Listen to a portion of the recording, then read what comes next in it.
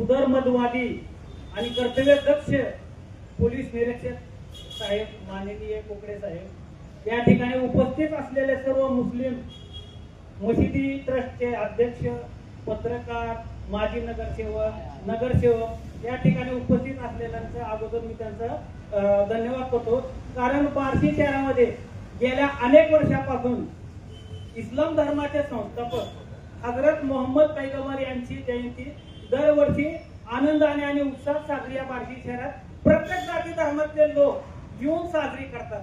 हे या बार्शीचं एक काय आहे, एक विशेष असं एक मोठं कौतुकास्पद विषय आहे.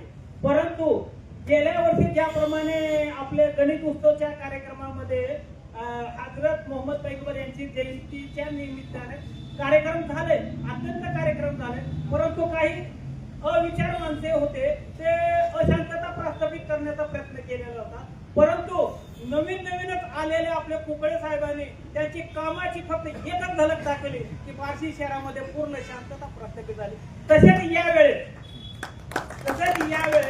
मी आता एक तुम्हाला सांगतो की ही मुस्लिम समाजाची मीटिंग झालेली आहे साहेब, परंतु मुस्लिम समाजाच्या मीटिंग मध्ये प्रत्येक भागातले जी मुस्लिम समाजाची लोक आहेत त्या समाजातील लोकांना त्यांनी कमिटीमध्ये घेण्यात गरजेचं आहे. कारण का तर रॅली जी काढतात तर प्रत्येक ठिकाणी ज्या ठिकाणी समजा आता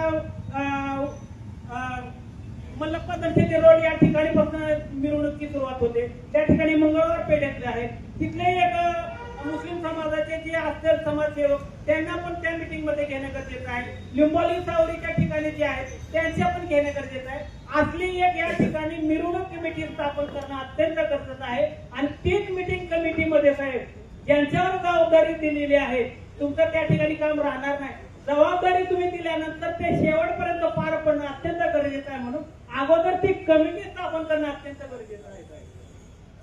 आणि दुसरा 5 तारखेला इस्लाम संस्थापक हजरत मोहम्मद पैगंबर यांची जयंती आहे साहेब, हे मान्य करावं लागेल. कारण जगामध्ये जे इस्लाम संस्थापक जे आहेत त्यांची जयंती आनंदाने आणि उत्साहाने साजरी करतात हे मान्य आहे. परंतु ते शांततेचा संदेश देणारे हे आमचे संस्थापक आहेत. म्हणून 5 तारखेला खरं काढावं असं सर्वांचा विचार होता.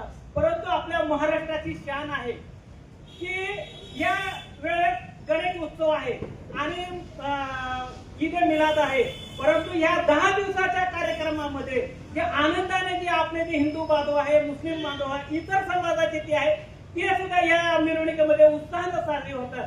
5 तारखेला मोहम्मद पैगंबरची आहे, 6 तारखेला आपले गणेश विसर्जन आहे, 5 तारखेला समजा या ठिकाणी मीटिंग केलेली आहे आम्हाला माहित नाही. परंतु ज्यावेळेस गणेश उत्सवाची मीटिंग तुम्ही लावलेली होती त्या ठिकाणी मी आलेलो होतो, त्या ठिकाणी मी सांगितलेलं आहे की 5 तारखेला जयंती साजरी करायची का 7 तारखेला. तर ह्या ठिकाणी सर्वांनी म्हटलेलं आहे की 7 तारखेला मिरवणूक निघेल. परंतु साहेब या मिरवणुकीमध्ये लहान लहान लेकरं असतात, त्या लहान लहान लेकरांचं जी कमिटीमध्ये जी जबाबदारी दिली त्या लोकांनी जबाबदारीनं त्या मिरवणुकीमध्ये अत्यंत लक्ष देणे अत्यंत गरजेचं आहे. ज्या ज्या ठिकाणी झेंडे असेल, बॅनर असेल, कशा पद्धतीने लावायचे, कुठे लावायचे ही एक तुम्ही मार्गदर्शन करणं अत्यंत गरजेचं आहे. आणि 7 तारखेला ज्या ज्या ठिकाणी गणेश उत्सवाच्या कार्यक्रमामध्ये ते गणेश विसर्जन झाले त्या ठिकाणी मंडप असतात आणि त्या ठिकाणी जर मिरवणूक जात असेल तर त्या ठिकाणी पोलीस बंदोबस्त असणं अत्यंत गरजेचं आहे. बरोबर आहे ना? म्हणजे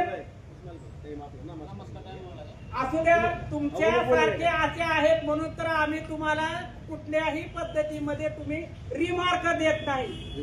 you are not talking to here, you also greater than other, but I am not talking to you, I am talking to you, not talking to you not risk to hear to me. Okay, बोलो दे.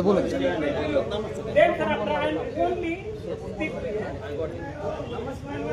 अरे या ठिकाणी अरे आहे आम्हाला माहिती आहे तुम्ही पण आहेत नाही ना, मग बोलायला लागलं तुम्हाला मुंग्या येण्याचं कारण नाही. सत्य जे बोललं तर मुंग्या येत असतात हे आम्हाला माहित आहे. आणि ज्या ज्या ठिकाणी आणि ते तेवढं हे करावं आणि कमिटी स्थापन करून हे करावं असं माझी विनंती आहे. जय हिंद, जय महाराष्ट्र. ठीक आहे. तर इस्माईल भाईने एक सांगितलं की कमिटी स्थापन करा, तर कमिटीमध्ये इस्माईल भाईला घ्या, म्हणजे आवर्जून घ्या. कारण कशामुळं तर त्यांच्याकडे बऱ्याच आयडिया आहेत, तर त्या आयडियानुसार आपला जुलूस कसा चांगला काढता येईल